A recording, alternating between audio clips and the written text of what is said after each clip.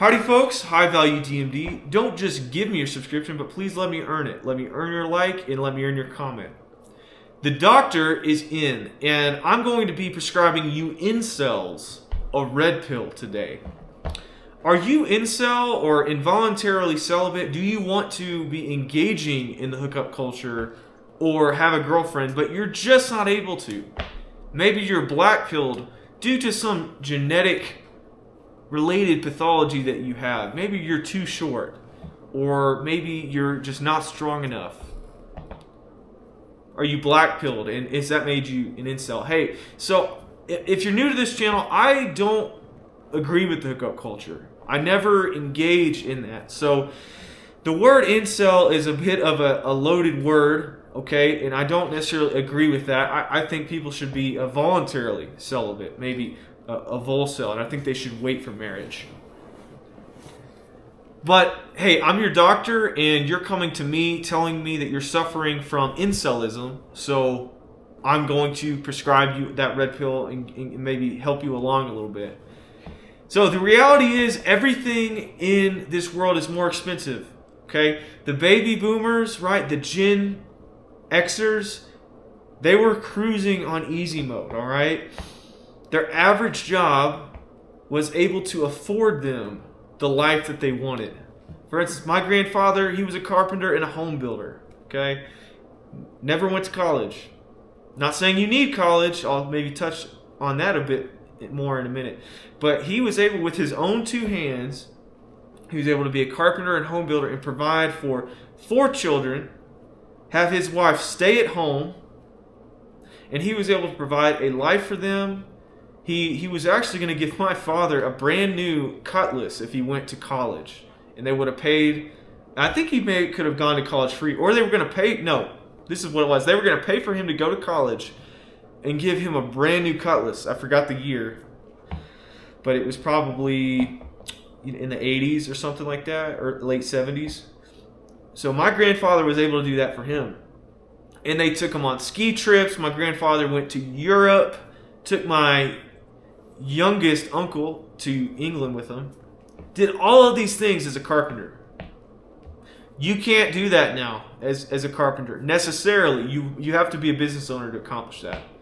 And then my father went through the Carter years, the Reagan years, did very, very well for himself. There was times when money was tight, but he was able to have his wife stay at home. For one, had a wife, met her just in nearby town. Let me back up. My grandfather actually eloped with my grandmother. They married at 20 and 16, something like that.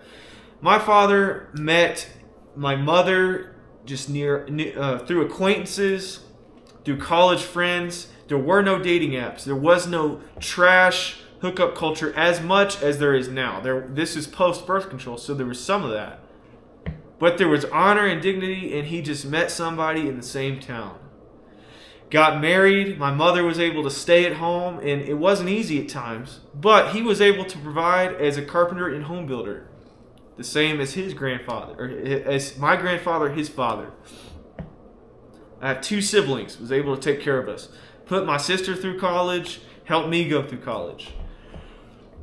And I'm saying all that to essentially say that those years are behind us in many ways. Houses were much, much cheaper, and in proportion to the houses and incomes of today, I think that houses were actually like 20% of your annual income. You could afford that by paying 20% of your income. It has not scaled in our favor today.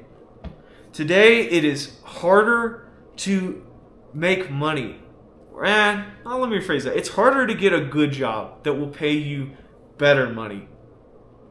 It is harder to find a good quality woman, unlike my grandfather and my father. My grandfather simply picked up the phone, and this is how he phrased it. He called the house and first talked to the father. And then he talked to my grandmother and said, "Hey, do you want to go? Do you want to go together?" That's what they said. They didn't say you want to go out or you want to be my girlfriend. Hey, you want to go together? So they went out, It's not like that anymore, folks. It's hilarious how I'm making this dichotomy, and as I'm filming this video, I'm really getting an appreciation for that difference. But now it's all dating apps. It's all hookup culture. It's all bar culture. Nothing necessarily against dating apps. I met a wonderful woman on there. It's not the same, however. The deck is stacked against you in some ways. Okay? So as an incel, you are suffering from incelism. You need to understand what has led to your incelism, the pathology, the mechanism behind your incelism. The economy, feminism. Let's touch on feminism a little bit.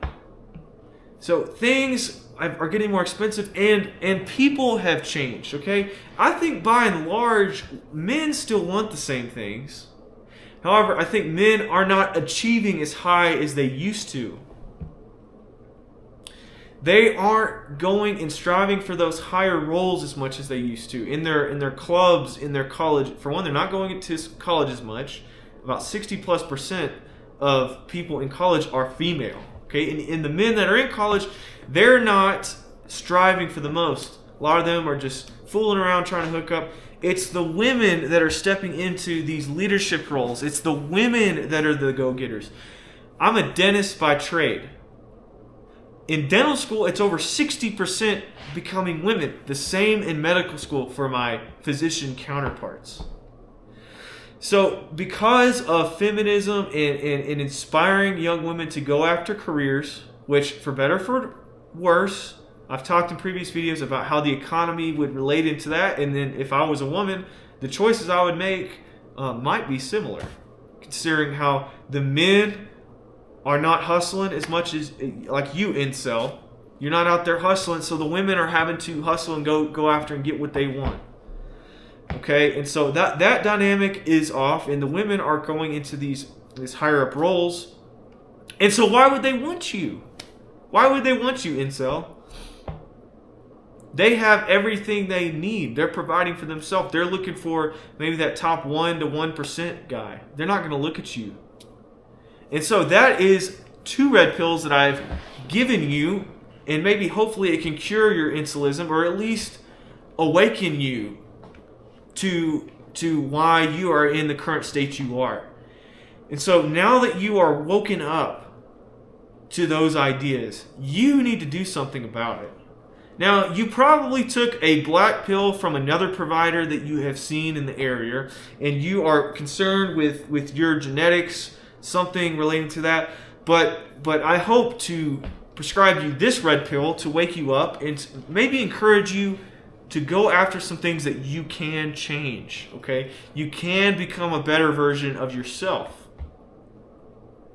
You can become a better version of yourself. You just need to find those avenues to do it. And on this channel, I've talked about ways that I have become a better version of myself. Okay, so you have to find your path forward. And there's not going to be any complaining or crying that's going to change your current state, okay? It's going to be all on you to get out of your current incel state. To in a way, you've come to me as your doctor, and essentially the only cure is for you to do something about yourself. And so I'm so glad that you attended my clinic today, and I hope I earned your subscription. I hope I earned your like, and I hope I earned your comment. Please let me know what you think below. Are you an incel? Do you need a prescription for a red pill? Please call me at my clinic and I can schedule an appointment with you at your earliest convenience. Let me know what you think below. Until next time.